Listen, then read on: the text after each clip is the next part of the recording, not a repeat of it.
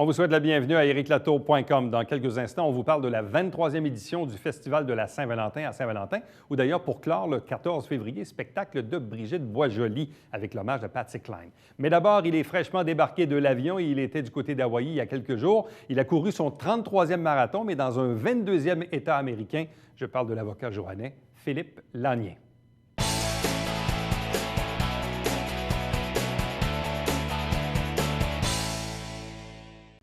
Il est presque fraîchement débarqué de l'avion après un long périple, celui d'avoir couru un 33e marathon dans sa vie, mais cette fois-ci dans un 22e État américain, et non le moindre et non le plus proche, mais le plus loin, en Hawaï, à Maui. Il est avec nous, le joannais Philippe Lanier. Bonsoir et bienvenue. Bonsoir, merci. Et là, Philippe Lanier, il y a du temps parce que, comme Philippe Lanier est un avocat du gouvernement, il est actuellement en grève. Oui, pour l'instant, effectivement. Pour l'instant, depuis quelques mois. On espère que ça va se terminer. Mais de toute façon, c'est un voyage qui était prévu quand même. Ah oui, absolument. Depuis, bon, Philippe, évidemment, tu t'es mis au marathon il y a combien d'années? Mais à la course, en fait, il y a combien d'années? En fait, j'ai commencé la course à pied en 2000, l'an 2000 exactement, en juin. Et mon premier marathon en 2006. Donc, ça fait un peu plus de 10 ans, dans le fond. Bon. Et là, évidemment, tu t'es dit, à cette époque-là, question de joindre l'utile à l'agréable. Tant qu'à courir des marathons, bien, aussi bien en profiter pour visiter les endroits où on se trouve et dans un idéal de dire j'aimerais courir minimalement un marathon par État américain. Oui, exactement. Il y a un club aux États-Unis, le club des 50 États. Puis c'est un de mes amis, Bruno Saint-Pierre, avec qui j'ai fait déjà des marathons, qui était dans ce club-là et qui a d'ailleurs complété, lui, ces 50 États, qui m'a amené à m'inscrire à ce club-là. Et depuis, bien, je suis rendu, c'est ça, ça fait 22 États dans lesquels je cours des marathons. Bon. Et là, évidemment, quand on décide d'aller à Hawaï, évidemment, c'est un peu... Bien, pas que c'est plus compliqué, mais évidemment, c'est pas Boston, puis c'est pas Chicago, là. C'est un petit peu plus loin, il faut s'organiser et tout ça. Bref, à quel moment as-tu pris la décision de dire, bien là, mon prochain État, c'est Hawaï? En fait, c'est l'été dernier. Ma conjointe voulait aller à Hawaï depuis déjà quelques années qu'elle m'en parlait. Et là, il y avait une opportunité. Il y avait aussi un voyage qu'on voulait peut-être faire en Polynésie française en 2018. Alors, on s'est dit... qu'est-ce qu'on fait? Puis finalement, bien, on a décidé qu'à court terme, j'irais faire Hawaï en vacances de couple et en même temps, bien, courir le marathon de Maui, le Oceanfront Marathon, en fait. Qu'est-ce que c'est comme marathon, comme organisation, nombre de participants et tout ça? C'est pas un très gros marathon. Moi d'ailleurs, j'aime mieux les petits marathons que les plus gros. Il y avait environ peut-être 500 coureurs, 445 vraiment coureurs et une cinquantaine de marcheurs, je dirais. Je vous dis ça sous réserve, là. Et puis, il y avait des courses aussi, un demi-marathon, 10 et 5 km. Alors, c'est une belle petite organisation d'une ville sur Lahaina, là, sur le bord de l'eau. Ça se termine dans le village. Et c'était ce qu'était l'organisation, en fait. Là. Quel était le climat le jour du marathon? Ça, c'est intéressant. Pendant tout le voyage, en fait, je vous dirais qu'il faisait peut-être 25 degrés. Et la journée du marathon aussi. Mais ce n'est pas une chaleur lourde comme on va supporter ici l'été, là, quand il fait 27, 28, 30 degrés, où c'est très humide. C'était quand même confortable. Il faisait chaud vers la fin. Mais au début, le marathon commence à 5 heures du matin. Donc, en pleine nuit, ça nous prend une lampe frontale pour la première... Ah oui? Oui, parce que j'ai l'impression que s'il commençait plus tard, bien là, ça l'amènerait à finir vers 10 h, 11 h, midi. Et là, il y aurait des risques de chaleur plus intense. Mais moi, quand j'ai terminé, il était autour de 9 h du matin. OK, donc tu commençais à 5 h le matin avec une lampe frontale. Oui, ce marathon-là. C'est la première fois que tu faisais ça? Oui, absolument. C'est un de mes amis, c'est Pierre Lamarche, ici, du club de course à Saint-Jean, qui m'avait prêté sa lampe frontale. Et quand est arrivé le soleil s'est finalement levé, bien, j'ai retiré la lampe, je l'ai rangée dans ma pochette, puis j'ai continué, pas de lampe frontale. Bon. Au niveau des conditions, est-ce que c'est vallonneux? Est-ce que c'est plat? Est-ce que le circuit du marathon ressemble à d'autres circuits? Ah, c'est très relatif d'un à l'autre, hein, ouais. les circuits des marathons. Celui-là, je vous dirais, il y avait des bonnes descentes au début. Puis vers le milieu, vers le 21-25 km, il y avait des côtes. Il fallait monter, puis ensuite encore des vallons. Mais c'était pas un parcours qui était facile. C'était très beau parce qu'on avait le Pacifique d'un côté, hein, avec les vagues qui venaient se fracasser à quelques pas de moi, quelques centimètres, quelques pieds de moi, je dirais. Et de l'autre côté, les hautes montagnes. Alors, c'était un paysage qu'on voit rarement dans des marathons. Au niveau des conditions cardio-respiratoires, parce qu'on sait que parfois dans certains pays ou des pays plus montagneux, Parfois, c'est plus difficile selon le niveau de la mer auquel on se trouve, mais de ce côté-là, il n'y avait pas Il de n'y avait pas difficulté. cette problématique-là. On a fait une excursion qui n'avait pas de lien avec le marathon. On a escaladé en voiture le mont Haleakala. Et là, c'était 10 000 pieds d'altitude. Et on nous disait, on nous recommandait de faire des arrêts là, en montant parce qu'à ce moment-là, il y avait des risques. Là. Mais ça a bien été aussi. Là. Ça, c'était pas dans le cadre de la course, comme je vous dis. C'était une autre excursion. À part, mais la course, il n'y avait pas de problème d'altitude. Quand tu cours un marathon, puis comme tu en as quand même fait quelques dizaines, 33. Est-ce que tu te fixes, est-ce que le sportif en toi ou le compétiteur en toi se fixe un auto-objectif de dire, bon, ben lui, je veux le faire en tant de temps? Puis, pas vraiment, pas vraiment. Dans le fond, moi, le but premier, c'est de compléter le marathon, d'aller compléter dans un nouvel état à chaque fois, et puis de faire du mieux de mon possible. Hein. Et on ne sait jamais, parce qu'on peut se lever un matin et il va faire 30 degrés, et là, les conditions ne sont pas là. Alors, c'est toujours d'être bien hydraté pour pas que ce soit désagréable, de ne pas frapper le mur, là, comme on appelle en langage. Est-ce que tu l'as déjà frappé, le mur? Ah, ça m'est déjà arrivé, oui. Ah oui? Oui, depuis avoir d'énergie, puis même d'être presque malade là, pendant la course. Il faut prendre son courage à deux mains, se ressaisir, puis repartir. Là. Okay. Mais cette fois-ci, ça a bien été. Parce que là, tu l'as fait en combien de temps? 4h05 et 57 secondes. Okay, donc... En bas de 4h06. L'expérience est importante parce que, entre autres, là, vers la fin, j'arrivais, il ne me restait pas 1 kilomètre et il me restait peut-être 700 mètres à faire avant de compléter. Et là, j'ai senti une espèce de... pas des nausées, mais je sentais que... Un étourdissement? Ouais. Alors, au lieu de me dire je vais pousser sur l'accélérateur pour finir rapidement, j'ai mis le pied sur le frein. Okay. J'ai marché pendant à peu près 1 minute et demie, puis ensuite, j'ai recommencé à courir, j'ai terminé comme ça. Ça, c'est l'expérience qui vient dire prudence, la lumière rouge s'allume. Et quand tu termines le marathon, ouais. C'est quoi le sentiment qui te traverse l'esprit? Toujours une satisfaction. Toujours. Parce que moi, il faut comprendre que jamais j'aurais pensé faire des marathons quand j'étais plus jeune. Je n'étais pas sportif. Moi non plus, j'aurais jamais pensé ça de toi. Non, bien, exactement. C'est vrai. Avec On se connaît depuis l'âge de 12 ans, à peu près. Ouais. Mais c'est ça. Je ne pensais jamais faire ça. Puis, en quelque sorte, c'est un peu comme si je prenais une forme de revanche sur mon adolescence, dans le fond, où je n'étais pas, en forme nécessairement. Et là, quand je complète, je suis très content. Puis la pression relâche. Mais qu'est-ce que tu as fait comme type d'entraînement dans les jours ou les semaines qui ont précédé ton voyage ou qui ont précédé le marathon? Je suis toujours un programme là, sur... moi, je m'entraîne à l'année, toujours. Je fais toujours des longues distances. La fin de semaine, le samedi, je vais faire... 15, 18 km, le dimanche 20, 25, 26 km, et 2 ou 3 sorties la semaine. C'est pas mal toujours ce que je fais. Puis depuis quelques années, là, à la journée de ma fête, le 18 juillet, là, je cours mon âge en kilomètres. Alors l'an dernier, j'ai eu 45 ans, j'ai couru 45 km. Puis il y a des amis qui m'accompagnent. C'est plus qu'un marathon. Mais je le fais à la vitesse d'entraînement, là, pas rapidement, mais on le fait quand même. On se rend en Chambly, on revient. Ça va être quoi, rendu à 60? Là? Je les prends une année à la fois. Oui, c'est ça, c'est mieux ça. Oui, exactement. Donc, 33e marathon, mais cette fois-ci dans un 22e État américain. Exact. Là, quel est ton prochain objectif en termes d'État américain? J'aimerais, c'est pas officiel encore, il faut que j'attache ça au mois d'octobre. J'aimerais peut-être aller en Iowa, faire le marathon des moines. Des moines, oui. Parce qu'il y a également la bibliothèque de l'ancien président Herbert Hoover, qui est près de là, et que j'aimerais visiter parce que quand je peux aussi, je visite les musées des anciens présidents américains. J'ai mon passeport, je fais étamper mon passeport à chaque musée que je visite. Là, il y en a 14, là, alors, les derniers présidents. Alors, je vais essayer de joindre ça, l'utile à l'agréable. Parce que là, il t'en reste quand même quelques-uns à parcourir. Parce que là, dans le fond, ce que tu as fait, mis à part Hawaï, là, mais la majorité des États, évidemment, nord-côtiers, tu les as pas mal tous faits. Les États limitrophes, je les ai tous faits. Ouais. Il y a des États proches, là, il m'en reste pas. Là, les prochains, c'est quoi? C'est dans le Midwest puis la côte ouest? Oui, il me reste... le nord-ouest, je n'ai pas vraiment été là-bas. Sur la côte est, il me reste les 2 Carolines, Delaware, Maryland. Le reste, je les ai toutes faites. Okay. Ouais. Puis ensuite, dans le centre, j'en ai quand même quelques-uns. Je suis allé au Kansas, je suis allé au Tennessee. Très intéressant parce que les bibliothèques de Luther King et les musées qui sont là. Il y a toujours quelque chose à voir. Il suffit de se donner la peine de faire des recherches. Puis, Et là, au moment où tu étais à Hawaï, donc c'était vendredi dernier, l'intronisation de Donald Trump ici à Washington, Ouais. mais ça se vivait comment Nous, là-bas? on est parti, dans le fond, quand on est parti, c'était Obama qui était président. Quand Ouais, on est puis, revenu, c'était Trump. C'est un État un peu démocrate aussi. C'est Obama est né un là. État Bon. qui est démocrate, Ouais. très démocrate. Et les gens là-bas qu'on rencontrait, plusieurs me disaient, vous savez, on a presque le sentiment de ne pas être américains parce qu'ils sont complètement à l'écart.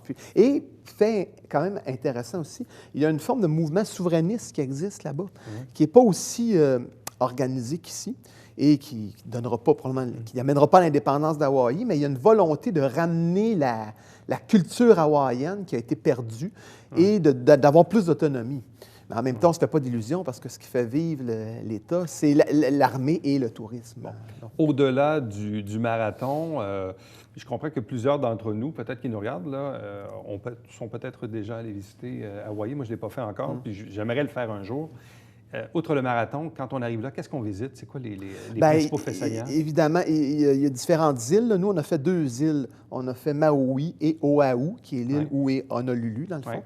Alors, la deuxième partie de notre voyage, on l'a passé à Waikiki et on a fait le tour de l'île de Oahu. Le site, je vous dirais, c'est Pearl Harbor, C'est ça, ouais. où il y a eu les attaques japonaises, évidemment. Donc ça, je l'ai visité, c'était intéressant. On était dans un sous-marin, on était au mémorial où sont dans le fond, où le bateau, le USS Arizona, a été coulé avec la structure sur le dessus où les noms des marins qui sont décédés sont inscrits. Alors, je vous dirais que ça, c'est intéressant. Il y a évidemment quelqu'un qui veut faire du surf, bien, c'est le paradis des surfeurs. Moi, j'en fais pas, là. Ou l'apnée. Je veux dire, non, il y a plein de choses à voir. On a visité le vieux Honolulu, le vieux centre-ville, où c'était une monarchie, ça, avant, il faut savoir. Il y a des rois qui ont été... la dernière reine a été évincée par les États-Unis, mais le palais royal est de toute beauté.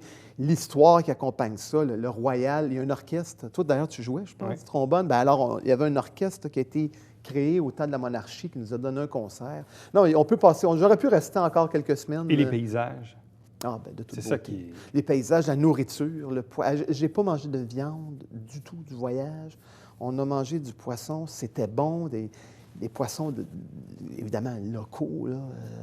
C'était succulent. Franchement, un beau voyage. Et on entend parfois les gens dire que c'est très américanisé. C'est certain que quelqu'un qui veut manger de la restauration rapide, il y en a en masse. Mais si on se donne la peine d'aller au bon resto, vous allez avoir des sushis, vous allez avoir des poissons, des mets typiques.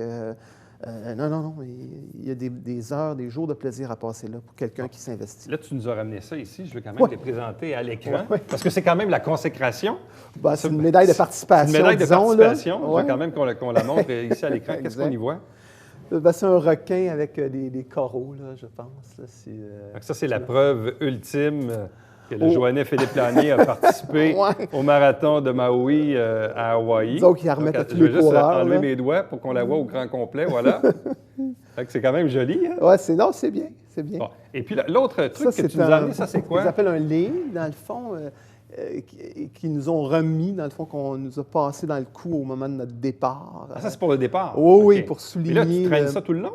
Non, bon, le temps de la cérémonie, mais après, on l'a remisé. Là. C'est une forme de... ce qu'ils appellent le aloha, l'expression, là, qui veut dire bonjour, mais qui veut dire également une espèce de bienvenue, de mode de vie, d'accueil et tout. Bien, c'est une façon de souhaiter la bienvenue. Et ils nous ont dit aussi que si on retournait au même endroit où on a logé, on le ramène, ils enlèvent une des parties ici, ils vont en mettre un qui est blanc pour montrer que c'est la deuxième fois qu'on vient. Alors non, c'était quand même, il y avait des petites attentions. C'est plus... Mais si on veut se reposer, puis moi, j'aime bien visiter, alors je ne peux pas dire que je me suis reposé beaucoup le temps qu'on était là. On a été un peu à la plage, là. Et de toute façon, quand tu termines un marathon, est-ce que tu as besoin après ça d'une certaine pause durant quelques heures, quelques jours? Ah, moi, j'arrête toujours de courir quelques jours. Le marathon était le dimanche, puis j'ai recouru un 10 km le jeudi suivant. Sur place là-bas? Oui, à Honolulu. C'est que j'ai arrêté 3 jours de courir. Puis ensuite, j'ai recommencé en fin de semaine. J'en ai fait 2 fois. Ça fait que... Mais là, tu es revenu dans la nuit de samedi, quoi? Oui, puis dimanche matin, j'étais sur la bande du canal. Déjà? Oui. Après les 2 avions et tout le kit? Là, Après les 2 avions, décalage horaire. Il faut se remettre dans dans le mood, si on peut dire. Oui, Pour ne pas perdre, Pas perdre la perdre la touche. forme. Exactement. Bien, Philippe Lanier, un gros merci. Ça me fait Félicitations plaisir. encore une fois. Bonne chance, évidemment, pour les prochains États américains que tu iras visiter en y courant, bien sûr, un autre marathon. Merci beaucoup, Éric. Merci. Restez avec nous puisqu'au retour, on vous parle du lancement de la 23e édition du Festival de la Saint-Valentin à Saint-Valentin.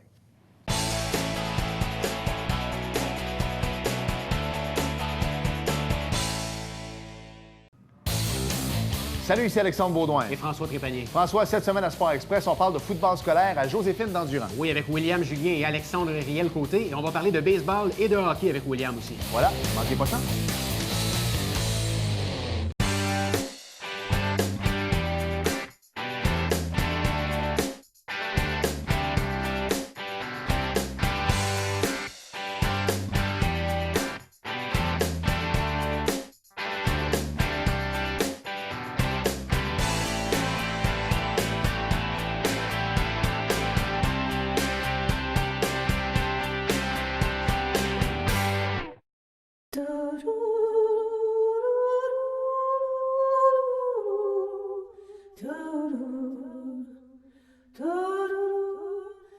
Coulisses Bêta, jeudi, 19h.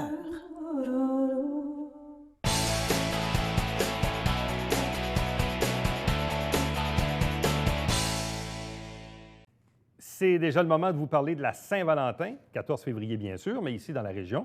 Dans le Haut-Richelieu existe depuis maintenant une 23e année, une 23e édition, le Festival de la Saint-Valentin à Saint-Valentin bien sûr, cette année du 7 au 14 février. Deux invités pour en parler. D'abord la coordonnatrice Josée Grégoire, bonsoir. Bonsoir. Accompagnée de la conseillère municipale de Saint-Valentin, Nicole Lucier. Bonsoir et bienvenue. Bonsoir. Donc, déjà une 23e édition, une panoplie d'activités. Vous êtes en phase de lancement. Et d'ailleurs, pour vous avez un 5 à 7 le mardi 6 février. Je vais juste quand même le noter parce qu'il y a une ville au Japon qui est jumelée avec vous là, depuis fort longtemps. Et là, vous allez avoir la visite du consul général Hideaki Kuramitsu qui va vous faire une présentation sur la production du saké, suivie d'une dégustation de saké et de sushi. Oui. Donc, ça, c'est pour votre lancement le 6 février. Oui, exactement. C'est le point de presse.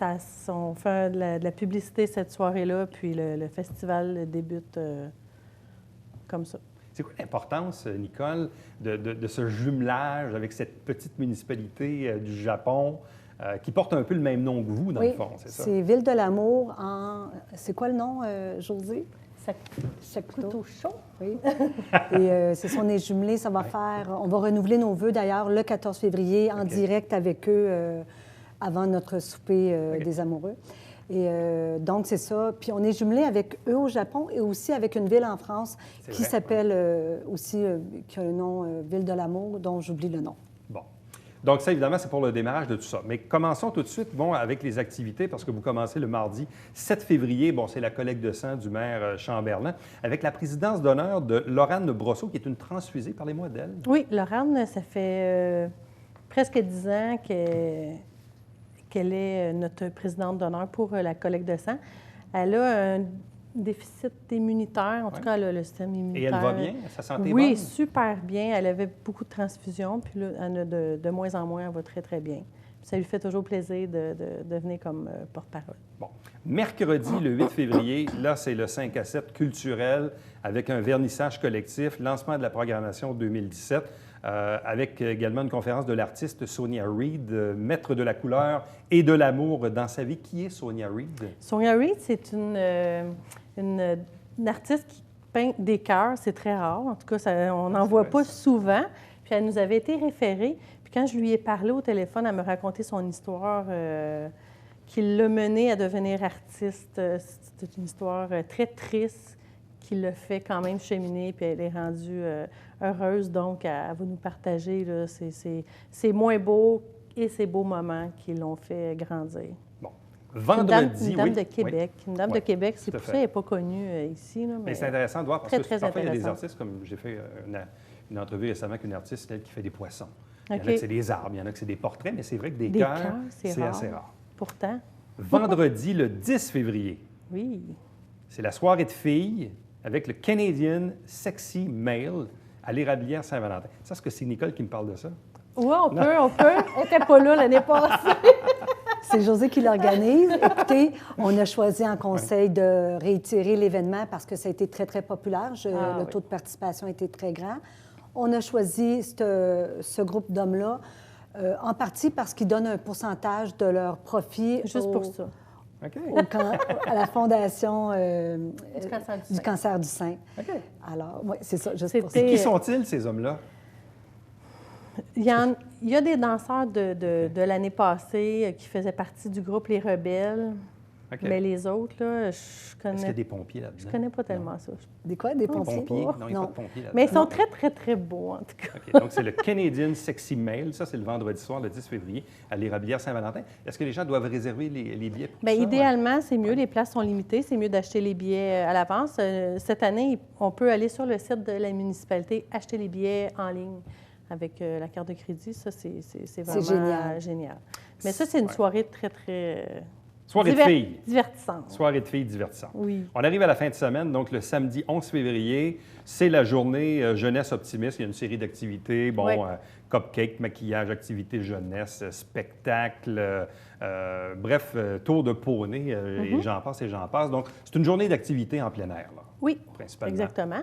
Cette année, on a opté aussi pour un spectacle à l'intérieur parce que des fois, il ne fait pas beau à l'extérieur. Ça arrive de plus en plus souvent. Ou comme l'année passée, il n'y avait pas de neige, mais il faisait super froid. Donc, cette année, on a le spectacle d'Harry Cuicui qui est à l'intérieur. Les gens peuvent se procurer aussi des billets là, sur le site de la municipalité. Puis, on a aussi plus d'activités à l'intérieur pour être certain que... Au cas où. Oui, exactement. Pour Harry Cuicui, on demande aux gens de payer 5 $, mais c'est simplement pour réserver les places. Quand ils vont se présenter, on va leur remettre leurs 5 $. Donc, vu que les places sont limitées, là, on demandait ça. Dimanche le 12 février, évidemment, c'est le délicieux brunch au profit de la fabrique de l'Érablière Saint-Valentin. À l'Érablière Saint-Valentin, les billets sont en vente à la porte. Mais après ça, évidemment, il y a la messe des amoureux à l'église, la bénédiction des VTT, les renouvellements des vœux d'amour et le marché de la Saint-Valentin. Et là, on arrive à cette nouveauté où on invite les gens à participer en grand nombre. C'est le défi du cœur. C'est une course de 1, de 2 ou de 5 km. Qu'est-ce que c'est, Nicole? Alors, c'est nouveau cette année. On a décidé de faire ça. C'est les amandiers de la course, un groupe de coureurs de Saint-Constant qui ont eu cette idée-là. Fait qu'on le fait en collaboration avec eux. C'est une course, mais c'est aussi une marche. On l'a appelé le défi du cœur parce qu'on invite les gens, des enfants, les sédentaires, les gens un peu plus âgés. Vous pouvez venir le marcher ou le courir. Donc, comme vous l'avez dit, c'est 1, 2 ou 5 km. À l'arrivée, on va distribuer des dossards et quand les gens vont revenir, on va remettre une médaille de participation, peu importe qui ait fait le 1, le 2 ou le 5. Il n'y aura pas de puce, c'est une course amicale, alors... Et les profits vont à la Fondation des maladies du cœur. Oui. De l'AVC. Donc, ça aussi, il y a une connotation parce que, on dit Exactement. la fête de l'amour, c'est les cœurs, Oui. c'est Saint-Valentin, bref. Donc, c'est intéressant pour vous de pouvoir ajouter peut-être un truc un peu plus sportif, une activité plus sportive. C'est la première course qui ouvre les saisons. On me dit que durant l'hiver, il n'y a pas vraiment de course. Les courses ouvrent d'habitude début printemps et tard à l'automne. Alors, on aimerait ça peut-être que ça devienne une course qui ouvre les courses, les marathons et tout ça. J'aimerais lancer un défi à mon député provincial et fédéral, ainsi qu'aux membres de mon conseil et à mon maire, de venir soit le marcher ou le courir, ce défi-là. Moi, je vais être là, je vais faire le 5 km. Le défi est lancé pour le défi du cœur. Ça, c'est le dimanche 12 février. Excusez aussi, il ne faut pas que j'oublie. On invite les célibataires à porter les célibataires qui veulent se manifester, à porter un vêtement rouge, gants, tuques, n'importe quoi pour s'identifier, puis peut-être qu'ils rencontrent... On ne sait jamais. C'est ça. Et là, pour clore tout ça, évidemment, le mardi 14 février, à l'Érablière Saint-Valentin, c'est évidemment la finalité de tout ça avec le souper-spectacle Amour et amitié avec un hommage à Patsy Cline avec Brigitte Boisjoli. Oui. L'année passée, c'était elle qui était prévue pour le spectacle. Elle n'a pas pu venir. Elle était malade le vendredi. Donc, on avait eu France d'Amour qui l'avait exécuté très, très, très bien. Et là, elle revient en force, enceinte, 2 pour 1. Elle va être là pour... Non, c'est très bon en plus. C'est pour ça que moi, j'ai acheté l'album Oui. Hommage à Patsy Cline. C'est très, très bon. Très bon. Il faut aimer ce genre de musique-là, mais c'est une musique tellement chaleureuse, Pour la rassembleuse. Saint-Valentin, là, c'est... Et elle est très bonne, cette fille-là, en spectacle, oui. honnêtement. Ouais. Là, vous avez quoi, 200 places maximum ou à peu Ah près? non, 260... À peu près 260 places. C'est Oui. combien du billet? L'année passée, c'était complet. C'était à complet? 200... Oui, on espère cette année, sûrement. Là, la vente de billets va quand même bien. Et c'est combien du billet? C'est 65 par personne, souper et spectacle. Souper, C'est vraiment- spectacle, vraiment avec pas Brigitte cher. Boisjoli, Hommage à Patsy Cline. Puis à l'érablière, 65 c'est toujours très, très bon. Donc, les gens qui voudraient obtenir des renseignements, je vous ai mis évidemment au bas de l'écran l'adresse Internet pour obtenir tous les détails nécessaires. Donc, si vous désirez participer ou encore vous inscrire à différentes activités ou encore pour le spectacle de Brigitte Boisjoli, vous avez toutes les informations au bas de l'écran. Donc, bon festival de la Saint-Valentin du 7 au 14 février. Merci. Merci. Restez avec nous au retour, le Babillard quotidien.